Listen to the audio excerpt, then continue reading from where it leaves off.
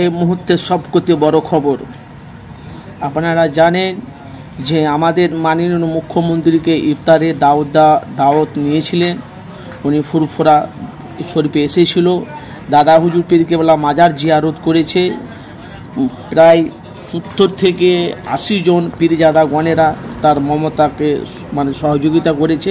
সেই চিত্র আমি আপনাদের কাছে সরাসরি দেখাবো যে মাননীয় মুখ্যমন্ত্রী ওনার ইচ্ছে ছিল পীরজাদাদের সাথে সবারই সাথে ইফতার করব। সঙ্গে ছিল পীরজাদা তোয়া সিদ্দিকী, কাসেম সিদ্দিকী, সাফের সিদ্দিকী, মেহরাব সিদ্দিকী, আরও সব পীরজাদা গণেরা ছিল। সবারই নাম বলছি না, আসেন দেখতে থাকুন সেই চিত্র।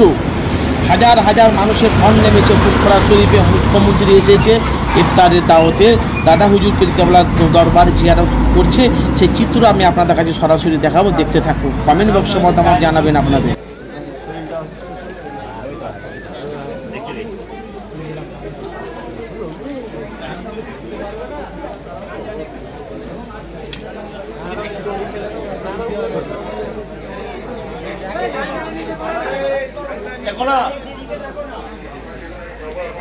বাংলার দিদি মমতা ব্যানার্জি ফুরফুরা শরীফে আগমন। সাইডে উপরটা চেপে দেন। আমার তো ছবি তুলছিল বাবা, আমি কি করবো? আমরা তো কোনো ছবি, হ্যাঁ অফিসে যাবে তো